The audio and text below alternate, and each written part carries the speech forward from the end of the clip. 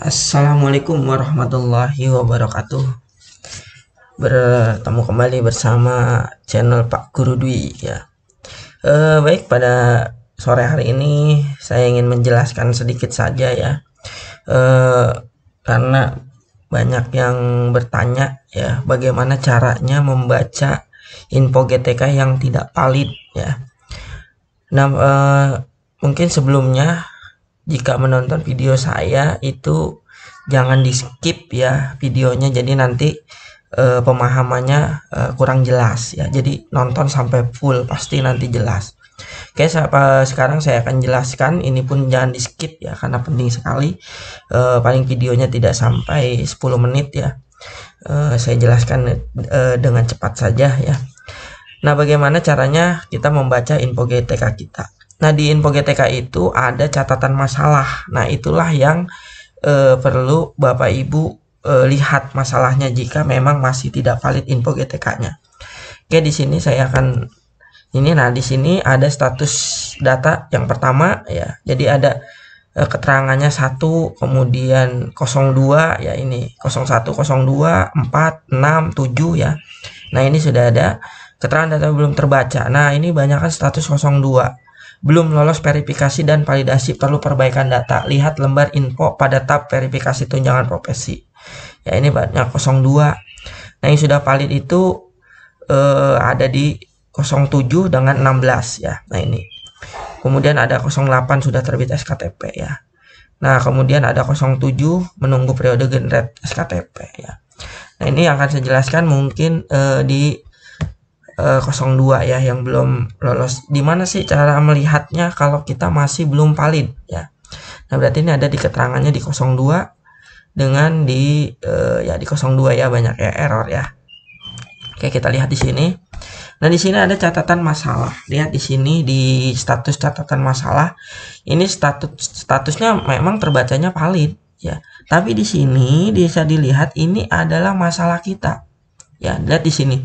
Anomali data hasil validasi. Ini menandakan bahwa banyak data itu yang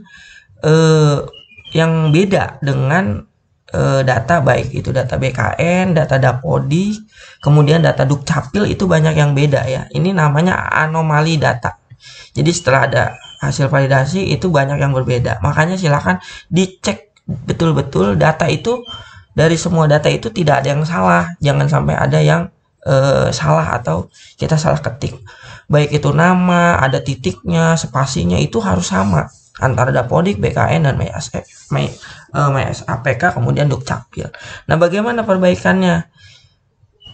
Sebetulnya kalau kita daftar P3K, daftar CPNS itu melalui NIK.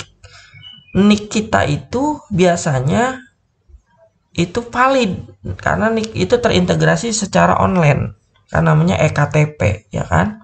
EKTP elektronik KTP. Nah, lihat di KTP kita namanya, tempat tanggal lahir itu sesuaikan dengan NIK. Seharusnya kalau yang APK-nya atau data BKN-nya itu memang daftarnya secara online, itu harusnya ketika memasukkan nomor NIK itu langsung muncul di nama kita, kemudian tempat tanggal lahir, kemudian tanggal lahirnya itu harusnya langsung muncul dan tidak bisa diedit-edit. Nah, cuma karena ini banyak yang seperti itu, silakan hubungi admin dinasnya ya. Nah, kemudian di sini ada data SIMTUN sudah terkoneksi dengan Dapodik. Berarti sini sudah valid ya. Kemudian hasil validasi beban mengajar masih ada yang belum terpenuhi. Nah, ini harus dilihat ya. Nah, silakan nanti cek untuk beban mengajar dan syarat lainnya, itu bisa di video saya sebelumnya. Nah, ini ya ada tuh keaktifan, bisa dicek di sini ya. Ini namanya berarti hasil validasi lainnya. Nah, ya. Oke, ini salah satunya ya cara melihat status validasinya di sini, meskipun status di sininya adalah valid. Nanti kita lihat bagaimana yang memang data-datanya sudah valid. Catatan masalahnya memang tidak ada, tapi ini di sini ya. Nah, bedakan nanti dengan yang valid ya. Nah, ini saya punya contoh lagi di sini catatan masalah ya. Status yang benar-benar di sini tidak valid. Ya, tadi kan yang ini bedanya, ini valid, nah ini tidak valid. Tapi ini dinyatakan tidak valid ya, karena di sini banyak data-data yang harus diperbaiki ya. Nah, ini yang benar-benar tidak valid di sini, data SIM terdeteksi sudah tidak aktif permanen. Nah, ya. Nah, ini tidak valid. Ya, ini pun harus diperbaiki. Nah, di sini ada hubungi operator. Ya, ini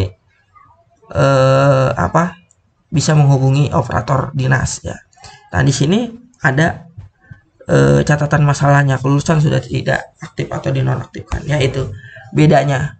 Jadi belum tentu yang tadi itu valid, tapi data-datanya valid. Nah, bagaimana yang memang benar-benar valid? Nah, ini seperti ini ya.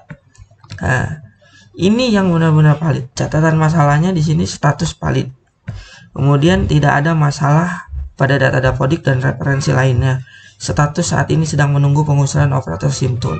Siapkan segala persyaratan tunjangan. Nah, ini adalah catatan masalah yang benar-benar valid. Tidak ada masalah. Beda ya dengan yang tadi. Walaupun di sininya valid, tapi tadi banyak masalahnya. Itu cara membacanya. Lihat di catatan masalahnya. Oke, ya itu. Kemudian itu mungkin penjelasannya untuk video kali ini ya. Silakan dilihat saja jika ada yang tidak valid di catatan masalahnya. Nah, untuk NIP BKN yang tidak terbaca, coba saja dicek dulu datanya, karena data itu diambil jika di dapodiknya itu tidak betul data-datanya, maka dia tidak bisa ngambil data dari BKN. Jadi memang harus valid dulu, namanya sesuai dengan di KK, kemudian juga nicknya segala macamnya. Silahkan nanti dilihat video saya sebelumnya ya. Di situ ada cara-cara untuk mengecek data-data di di info GTK ya.